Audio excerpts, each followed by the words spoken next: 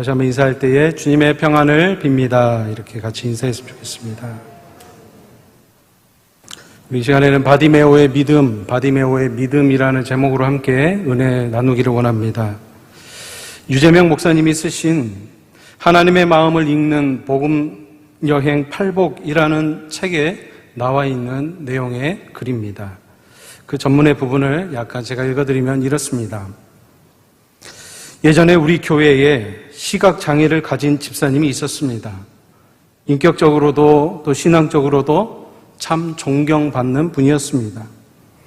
그런데 이 집사님이 습관적으로 하는 말이 있었습니다. 목사님, 제가 볼 때는요. 목사님, 제가 보면요.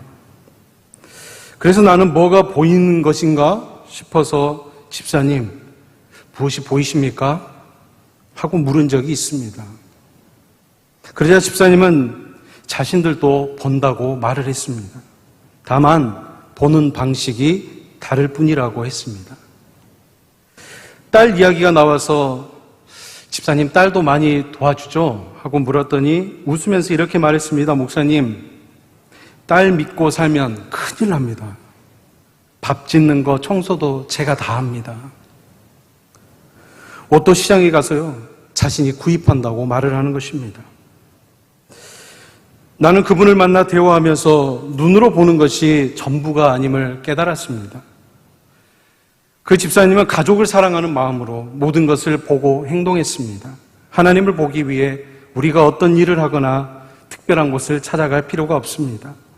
그것은 혁신적인 노력으로 이루어지는 것이 아니라 마음에서 이루어지는 것이기 때문입니다. 하나님을 보기 위해서는 마음을 청결하게 해야 합니다. 그 마음을 청결함을 지속적으로 유지하면 우리는 일상에서 하나님을 볼 수 있습니다. 문제는 우리가 하나님을 볼 수 있을 만큼 청결할 수 있는가 하는 것입니다. 말씀에서 요구하는 그 청결은 무엇인가? 깨끗하고 순전한, 다른 것과 혼합되지 않은 순도 100%의 마음입니다. 태초에 하나님이 창조하신 그 창조의 원형이 지닌 마음입니다. 처음 사람이 죄가 없을 때 가지고 있던 마음이고 영성입니다. 죄가 없던 처음 사람들은 하나님과 대면하고 교제했습니다. 인간 안에는 선하고 깨끗한 것이 없습니다. 이것이 나의 현 주소이고 내가 처해 있는 상황입니다. 이러한 사람들이 하나님을 보고자 하는 것입니다. 더 중요한 것은 죄인인 사람들을 하나님이 더 만나주고자 하신다는 것입니다. 라는 게 이 책의 일부분의 내용입니다. 오늘 말씀에 등장하고 있는 한 인물, 바디메오는 맹인입니다. 그뿐만 아니라 한 가지가 더 붙어 있습니다. 거지입니다. 세상에서 정말 불행하고 처량한 그러한 신세가 아닐 수가 없습니다. 특별히 성경에서 예수님의 이적 또 예수님의 기적 가운데 많은 병들 가운데 예수님이 소경된 자, 눈이 보이지 않는 시각의 장애를 가진 사람들을 고쳐주시는 부분이 굉장히 많이 나타납니다. 오늘 성경에 보니 예수님이 바디메오에게 물었습니다. 무엇을 하여 주기를 원하느냐? 너가 무엇을 하여 주기를 원하느냐? 저도 예전에 신대원을 다니면서 저희 기숙사 방에 어느 한 형님과 같이 방을 쓰게 되었습니다. 이 형님도 시각 장애를 가지고 있었습니다. 그래서 옆에서 도와주어야 할 사람이 항상 필요했기 때문에 그때 제가 자진해서 그 형님을 도와서 새벽 예배를 나가도 같이 나가고 어디를 수업을 받으러 가도 같이 갔습니다. 처음에는 제가 어떻게 해야 될지도 저도 잘 몰라서 처음에는 형님을 붙잡고 제가 갔었는데 그렇게 하는 것이 아니라는 것을 알게 되었습니다. 시각장애인을 붙잡아 줄 때는 그냥 손을 가만히 놔두면 됩니다. 그러면 이 옆에를 딱 붙잡고 그때 같이 움직이면 됩니다. 그게 그 사람의 마음의 거리라는 것이죠. 그 형님을 도와드리면서 참 재밌는 게 그 형님 컴퓨터에는 갖다 마우스를 대면 그것을 말로 해주는 특이한 컴퓨터를 또 가지고 있었습니다. 그래서 한 학기를 같이 공부하면서 참 많은 것들을 배우고 굉장히 머리가 좋고 굉장히 공부를 잘했었습니다. 그러니까 하나님은 공평하신 것 같아요. 하나를 가져가시면 또 다른 하나의 무언가를 또 주시는 것 같았습니다. 오늘 저는 이 본문을 보면서 그 형님을 참 생각했습니다. 참 힘들고 어려울 텐데 그 와중에도 열심히 공부해서 자신이 하고자 하는 일들을 하는 그 모습을 볼 때에 참 많은 도전이 되었던 그러한 생각을 또 기억을 더듬어 보았습니다. 오늘 본문을 보시게 되면 인생 자체가 문제투성이 가운데 있는 그 한 사람, 그리고 그는 앞을 보지 못하는 바로 바디메오라고 하는 이 소경에 대한 이야기입니다. 오늘 말씀 보게 되면 그는 6월절에 예수님을 만나게 되었습니다. 여러분들에게 한 가지 묻고 싶습니다. 여러분들은 언제 하나님을 또 예수님을 만나게 되었습니까? 아마 그 감격과 그 기쁨은 오늘 본문의 이 사건처럼 우리들에게도 분명히 가지고 있을 것입니다. 이 바디메오라는 이 이름은요, 디메오의 아들이라는 뜻이지만 아마 이것은 정식적으로 지어준 이름은 아닐 것입니다. 옛날 우리식으로 말을 하면 누구 안동댁 아니면 최씨 부인 이런 정도로 불렸던 것처럼 불렸을 것입니다. 그런데 이 아버지 디메오에 대한 이야기는 없습니다. 어디 다 가버리고 그 사이에 이 거지라는 한 단어가 들어와 있습니다. 앞도 보지 못하는 상황, 바디메오의 이 신체적인 상황을 성경은 자세히 나타내고 있으면서 특별히 거지라는 이 단어는 그의 삶의 모든 정황을 너무나 잘 말해주고 있습니다. 6월절은 우리나라 고유 명절인 추석처럼 민족이 대이동하는 날이기도 합니다. 유대인들에게 12살이 넘으면 모든 남자는 다 예루살렘으로 성전으로 올라가서 제사를 드려야만 했습니다. 역사의 기록을 보게 되면 그 당시에 그렇게 옮겨갔던 인물들이 300만 명이 모일 때도 있었다고 합니다. 이 규모가 얼마나 대단했는지를 우리는 알 수 있습니다. 이 6월절을 지키기 위해 2만 명이 넘는 제사장들이 26번의 교대로 쉴 새 없이 제사를 드려야 했습니다. 아마 여리교에 계셨던 예수님께서도 이 6월절 지키기 위해서 이제 제자들과 허담 무리들과 함께 여리고 성을 통과하고 계셨습니다. 바로 그때 길가에 앉아있던 이 소경 바디메오가 소리를 질러대기 시작한 것입니다. 다윗의 자손이여 나를 불쌍히 여기소서. 소리를 질렀습니다. 그랬더니 많은 사람들이 잠잠하라라고 꾸짖었습니다. 그러나 바디메오는 멈추지 않습니다. 여러분 여기서 소리를 지르다, 소리 질러라고 번역이 된 이 헬라어 크라제인이라는 것은 거친 까마귀 소리, 울음소리를 나타내는 단어이기도 합니다. 소리를 지르다, 울다라는 뜻이 들어있습니다. 절박한 상황에서 나오는 그 절규와 오열과 거친 신음이 있다는 것을 의미합니다. 앞을 보지 못한 채 어둠 속에서 가난하게 살아가던 이 바디메오가 까마귀가 울듯 거칠게 예수님께 부르짖는 그 모습을 우리는 크라제인, 그 모습을 묘사하고 있는 것입니다. 포기하지 않았습니다. 오히려 더 큰 소리로 외칩니다. 다윗의 자손이여 나를 불쌍히 여겨주소서. 다윗의 자손이여 나를 불쌍히 여겨주소서. 여러분 여기서 불쌍히 여기소서라고 번역된 엘레이손이라는 단어는 엘레오라는 본문의 의미를 강조합니다. 불쌍히 여기는 마음을 갖다라는 의미를 넘어서는 단어입니다. 바로 거기에는 자비를 베풀다, 비참한 절망적인 그 상황 가운데 그 마음을 없애달라는 뜻이 이 안에 들어가 있습니다. 도움을 베풀어서 친절함을 나타내다라는 또한 의미도 들어가 있습니다.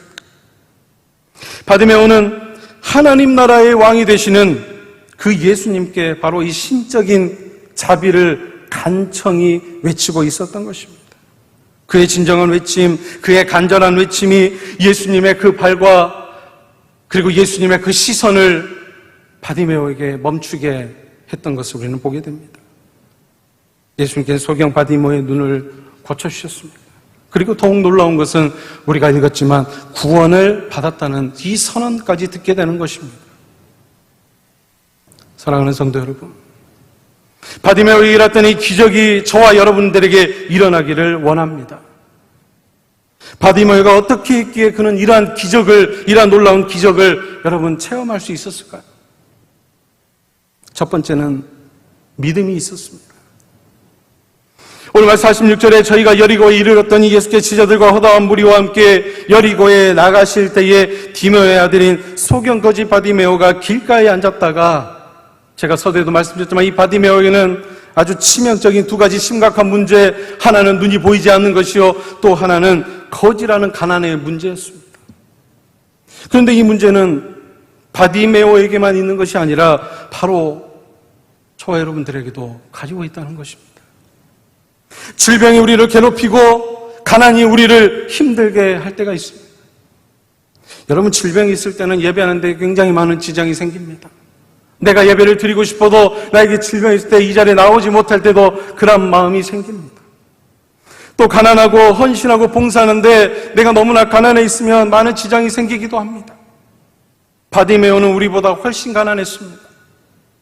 동냥을 해서 한 끼를 먹기도 어려웠습니다. 그의 삶은 엉망진창이었습니다. 정말 불행했습니다. 그런 면에서 여러분, 우리는 얼마나 행복한 사람들입니까? 여러분, 우리는 감사해야 합니다. 바디메오는 어떻게 이 소경과 눈이 보이지 않는 것과 자신의 가난의 문제를 잘 극복할 수 있었을까? 52절에 결론적으로 말씀하고 있습니다. 예수께서 이르시되 가라, 내 믿음이 너를 구원하였느니라 하시니 저가 곧 보게 되어 예수를 길에서 따르니라. 성경은 정확하게 답을 말해주고 있습니다. 그것은 바로 믿음이라는 것이었습니다. 예수님께서는 바디메오가 믿음이 있는 것을 보시고 소경이라는 그 문제를, 또 가난이라는 그 문제를 어루만져 주셨습니다. 그러니까 여러분, 우리는 진짜 이 본문을 통해 알 수 있는 진짜의 문제는 여러분 무엇입니까? 앞을 못 보는 것이 아니고, 질병이 아니고, 가난이 아니고 바로 믿음이 없다는 것을 우리에게 말씀합니다. 우리가 잘 알고 있는 마귀 사탄은 모든 것이 완벽하게 갖추어 놓고 살아가고 있던 아담과 하와라는 이 사람을 그럴싸한 논리의 말로 유혹했습니다. 그들이 사단의 유혹에 왜 넘어갔습니까? 믿음이 없었기 때문입니다. 사단은 예수님을, 아담을 넘어뜨렸던 똑같은 방법으로 유혹했습니다. 그의 논리는 완벽했습니다. 예수님을 통해 돌로 떡을 만들 수 있는 분이었고, 높은 성전에서 뛰어내려도 죽지 않는 분이었고, 천하 만국을 통치할 수 있는 그러한 능력이 있던 분이셨음을 사단은 너무나 잘 알고 있었습니다. 그러나 예수님께서는 그 힘을 절대 사용하지 않았습니다. 하나님께서 허락하신 것만 하였습니다. 그것이 바로 믿음이라는 것이죠. 예수님께서 하나님만 전적으로 의지하였습니다. 여러분, 우리는 사단에게, 마귀에게 속지 않아야 합니다. 질병이 문제가 아니고, 가난이 문제가 아니고 바로 믿음이 문제라는 것을 우리는 정확하게 이 사실을 깨달아야 합니다. 바디메오는 바로 자신의 믿음, 그 믿음의 사람이 되는 것을 경험하게 된 것이죠. 두 번째, 바디메오는 용기가 있었습니다. 오늘 말씀에 나사렛 예수시란 말을 듣고 소리질러 가로되 다윗의 자손 예수여, 나를 불쌍히 여기셔서 나를 엘레이손.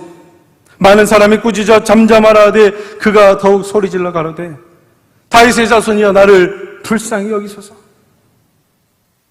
앞을 볼 수 없다는 그 사실 앞에 바디메오를 더 절박하게 만들면서 그는 허다한 무리 앞에서 앞을 못 보는 자신이 예수님께 나아갈 수 있는 그 하나의 방법은 바로 소리를 지르는 것이라고 판단했던 것 같습니다. 그러나 사람들은 조용히 하라고 그를 꾸짖습니다. 예수님을 애타게 부르는 바디메오를 향해서 사람들이 조용히 하라 꾸짖었다는 그것은 바로 이 바디메오가 세상적인 관심 밖에 있었던 사람이었음을 너무나 잘 나타내주고 있습니다. 별로 중요한 사람이 아니었다는 것을 우리에게 시사해 주는 것이죠. 별 볼 일 없는 거지 시각장애인에게 관심을 기울일 그런 마음의 여유가 그들에게는 전혀 없었던 것입니다. 하지만 바디메오는 그들의 그런 꾸짖음에 아랑곳하지 않습니다. 더욱더 크게 소리를 질러 예수님의 그 눈과 예수님의 발걸음을 멈추게 했던 것을 우리는 보게 됩니다. 바디메오에게는 세 가지의 용기가 있었습니다. 첫 번째는 도전하는 용기가 있습니다. 바디메오는 많은 사람들 앞에서 소리 지르는 그런 소리를 지를 수 있는 용기가 있었습니다. 군중들 앞에서 여러분 소리를 지른다는 것은 결코 쉬운 일이 아닙니다. 바디메오는 사람들이 아닌 바로 예수님 앞에 예수님께 소리를 지를 수 있는 용기가 있었습니다. 사람들에게 소리를 지르는 것은 문제가 있지만 예수님 앞에 소리를 지르며 부르짖는 것은 아무런 문제가 없다는 것이죠. 소리를 여러분 지르면 지를수록 좋다고 생각합니다. 우리가 부르짖으며 하나님 앞에 기도할 때에 하나님은 그게 응당해 주신다고 분명하게 성경에 말씀하고 있기 때문입니다. 두 번째는 고백의 용기가 있었습니다. 다윗의 자손 예수여 라는 이 고백은 바로 예수님을 나는 메시아로 믿습니다. 나를 구원해 주시고 내 삶을 바꿔주시고 내 삶 가운데 내 모든 것 가운데 주님이 함께 하심을 나는 믿습니다라는 그러한 의미가 그러한 것들이 담겨 있습니다. 바로 메시아로 믿는다는 말입니다. 당시에 유대인들은 예수님을 이단으로 정죄하고 죽이려고 했습니다. 그래서 여러분 다윗의 자손 예수여 라고 말할 수는 없었습니다. 예수님을 따랐다가는 어떠한 불이익을 받을지를 몰랐기 때문이죠. 그러나 바디메오는 그런 모든 불이익을 다 감수하고 예수님을 자신의 메시아로 내 삶을 바꿔줄 분으로 내 삶 가운데 하나님을 통해서 내 모든 삶이 완전히 통째로 바뀔 그러한 것들을 주실 분으로 바디메오는 그런 모든 불이익을 감수하며 예수님을 자신의 메시아로 고백하는 모습을 우리는 볼 수 있습니다. 구주로 고백했습니다. 바디메오는 예수님을 부끄러워하지 않았습니다. 자신 있게 고백했습니다. 세 번째는 인내하는 용기가 있었습니다. 바디메오가 다윗의 자손 예수여 나를 불쌍히 여겨달라고 소리쳤을 때에 자신에게 부메랑으로 돌아온 것은 너는 잠잠하라, 시끄럽다, 조용히 해라 라는 사람들의 꾸짖음이었습니다. 여기서 꾸짖다는 이 원어의 뜻은 에피테마오라는 말인데요, 이 말은 정확하게 말하면 우리나라 말로 하면 정말 꼴값 떨고 있다는 뜻입니다. 육값을 하고 있다는 뜻이죠. 바로 자존심을 건드리는 말이기도 합니다. 여러분, 우리 사람들이 살아가다가 내 자존심을 건드렸을 때 여러분은 어떻게 반응합니까? 저도 마찬가지고 열을 받고 막 반응을 하게 되죠. 흥분을 하게 됩니다. 하지만 바디메오는 자신의 자존심을 건드리는 그 말에 그는 인내했습니다. 반응을 보이지 않았습니다. 바디메오는 그의 수준이 높았습니다. 기가 막힐 정도로 그는 인내를 가지고 있었습니다. 아마 그의 삶 가운데 이 인내는 어느 순간에 만들어졌을 것입니다. 그의 삶 가운데 너무나 힘들고 어려움 가운데서 인내라는 그 단어는 자신의 삶을 나타낼 수 있는 하나의 단어라고 표현할 수 있습니다. 거지 생활을 하면서 눈이 보이지 않는 그 상황 가운데 엄청난 연단을 받았던 그러한 결과라고 저는 생각합니다. 솔로몬은 잠언 16장 32절 이렇게 말합니다. 노하기를 더디하는 자는 용사보다 낫고 자기의 마음을 다스리는 자는 성을 빼앗는 자보다 나으니라.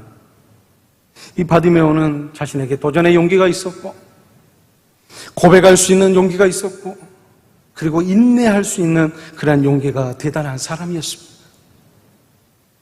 그리고 바디메오는 세 번째, 그에게는 확신이 있었습니다. 바디메오의 부르짖음을 들으신 예수님께서 머물러 서서 그를 부르시는 장면이 나옵니다. 그러자 바디메오는 겉옷을 내버리고 뛰어 일어나 예수님께로 나아갔다고 성경은 묘사하고 있습니다. 소경이 겉옷을 내어버리고 뛰어 일어나 예수께 나오거늘, 여러분 이 모습을 볼 때에 저는 그 시몬과 그의 형제 그리고 세베대의 아들들이 예수님의 부르심을 받을 때에 배와 그물과 아버지를 다 버려두고 예수님을 쫓았던 그 모습을 생각해 보았습니다. 여러분, 여기서 말하는 바디메오에게 있었던 겉옷은 이 거지 맹인 바디메오에게는 전 재산이나 다름없었습니다. 우리가 잘 알고 있는 신명기 24장 12절에서 13절을 보게 되면 가난한 자의 옷을 전당물로 취했다면 해지기 전에 반드시 그에게 돌려줄 것을 명령하고 있습니다.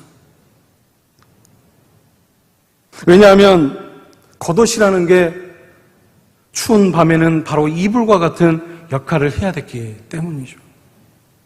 그런데 바디메오는 예수님이 부르시자마자 그런 겉옷을 다 내버리고 바로 예수님 앞에 나아왔습니다.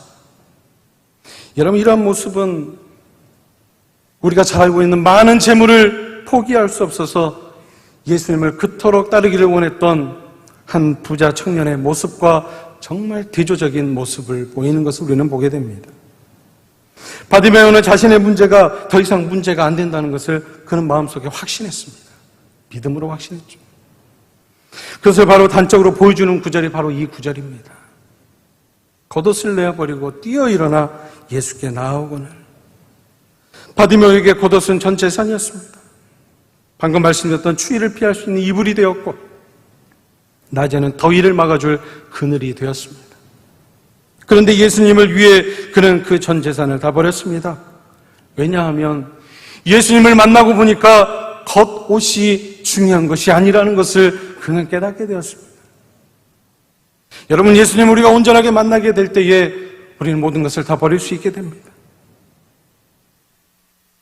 우리가 아직까지 질병의 문제에 사로잡혀, 또 여러 가지 관계의 문제, 여러 가지 많은 문제에 사로잡혀서 내가 어찌할 바를 알지 못할 때에 우리는 예수님을 온전하게 만나게 될 때에 그 모든 문제를 해결해 주시는 분이 바로 예수 그리스도라는 것을 아직까지 우리는 만나지 못했기 때문에 우리는 바디메오처럼 나아가지 못하는 것입니다. 우리의 모든 문제를 해결해 주시는 그 예수 그리스도 앞에 저와 여러분이 힘차게 나아갈 수 있는 저와 여러분 되시길 주님의 이름으로 축복합니다. 바디메오가 예수님을 만나지 못했다면 그는 평생 그의 눈이 보이지 않는 소경과 아마 거지로 살았을 것입니다.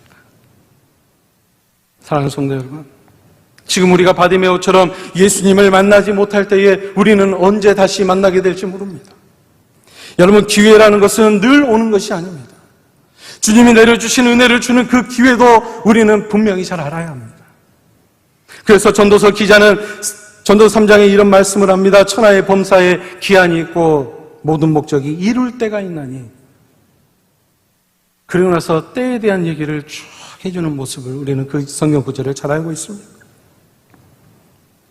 바로 이 시간, 바로 이 자리에서 예수님을 만나야 합니다.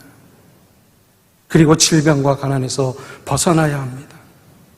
독수리가 창공으로 향해 올라가듯이 우리도 주님을 향해 비상해야 합니다. 그러기 위해서는 오늘 이 바디메오의 삶을 다시 한번 우리는 바라보아야 한다는 것이죠. 예수님은 소경 바디메오에게 물었습니다. 너에게 무엇하여 주기를 원하느냐? 너에게 무엇하여 주기를 원하느냐? 여러분, 사실 이것은 예수님이 세베대의 아들인 야고보와 요한에게 하신 것과 같은 질문이기도 합니다. 이 질문의 두 제자는 예수님의 좌편과 예수님의 우편의 자리를 구했습니다. 그런데 소경 바디메오는 눈을 뜨기를 원합니다. 보기를 원합니다. 볼 수 있게 되기를 원합니다. 제자들은 영적으로 눈이 멀어서 봐야 할 것을 제대로 보지 못했습니다. 눈이 떠진 것 같았지만 그 눈은 영적으로 떠진 눈이 아니었습니다. 바디메오의 매우 간단한 이 대답은 예수님의 신분과 예수님의 능력에 대한 그 확신이 있었기에 그는 그 앞에서 자신 있게 말을 할 수가 있었던 것입니다.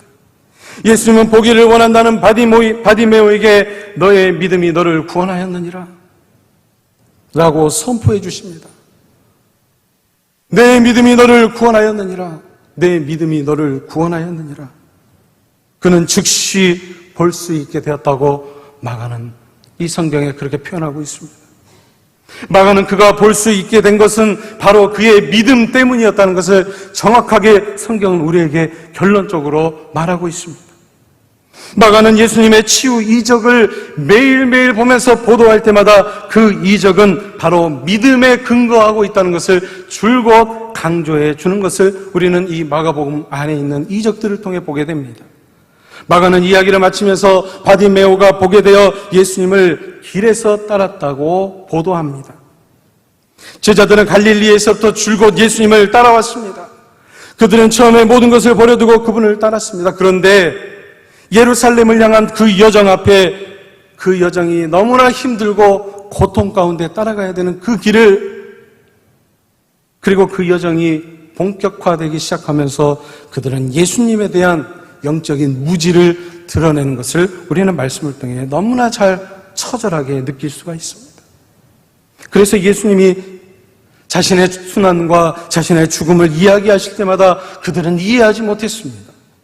오히려 그들은 그들 안에 숨겨져 있는 그러한 동기를 드러냈습니다. 그들은 결국에는 이 여정을 제대로 다 마치지 못하고 마가는 마가복음 14장에 가서 그들이 다 도망하였다고 표현하고 있습니다.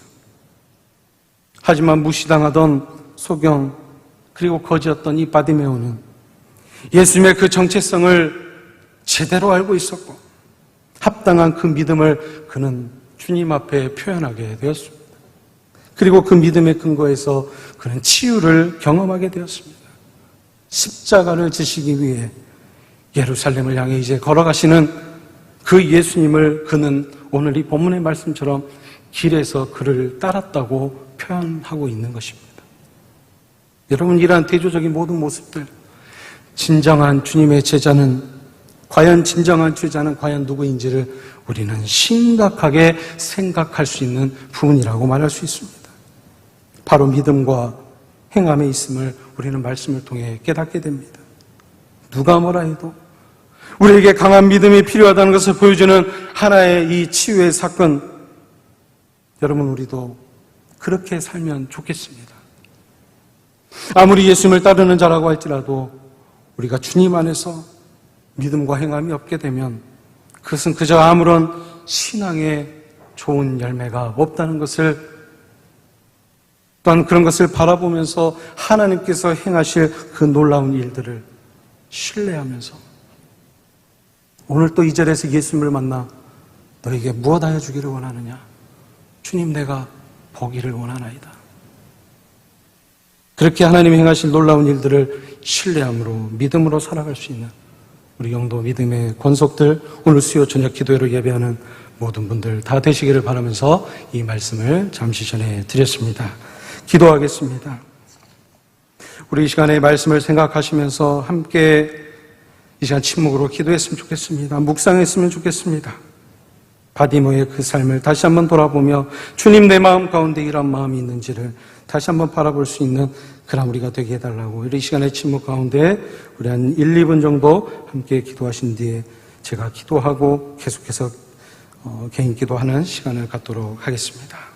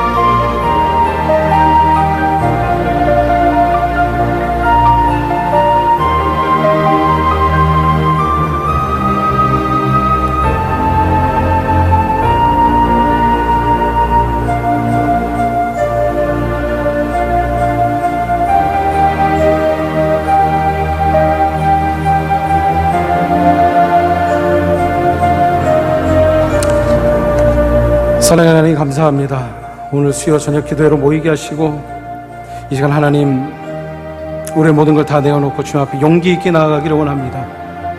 너에게 무엇하여 주기를 원하느냐 묻는 주님 앞에, 주님, 내가 보기를 원하나이다. 바디메오에 따랐던 그 믿음처럼 우리도 그런 믿음을 가지고 주님을 따르는 자들 되게 하여 주시옵소서. 우리 모두에게 이 시간 평안함을 주시고 하나님의 은혜를 간절히 사모할 때에 그런 믿음의 역사도 하나님 허락하여 주시옵소서. 계속해서 기도하며 나아갈 때 하나님의 그 음성을 듣고 하나님께서 원하시는 믿음의 사람으로서 그러한 해야 할 일을 다시 한번 돌아보며 살아갈 수 있는 우리 모든 믿음의 예배자들, 동역자들 되도록 인도하여 주시옵소서. 하나님, 이제 계속해서 개인적으로 기도합니다. 우리 안에 놓여있는 많은 문제들, 안에 놓여있는 여러 가지 많은 관계들, 여러 많은 생각들 하나님 앞에 내어놓으며 기도할 때에 하늘의 놀라운 은혜와 지혜를 더해 주시고 주님을 온전하게 바라보며 나아갈 수 있는 우리 모두가 되게 하여 주시옵소서. 모든 말씀 예수님의 이름으로 간절히 기도드리오며 이제는 주님이 가르쳐 주신 기도를 함께 드리오니, 하늘에 계신 우리 아버지, 아버지 이름을 거룩하게 하시며 아버지의 나라가 오게 하시며 아버지의 뜻이 하늘에서와 같이 땅에서도 이루어지게 하소서. 오늘 우리에게 일용할 양식을 주시고 우리가 우리에게 잘못한 사람을 용서하여 준 것 같이 우리 죄를 용서하여 주시고 우리를 시험에 빠지지 않게 하시고 악에서 구하소서. 나라와 권능과 영광이 영원히 아버지의 것입니다. 아멘.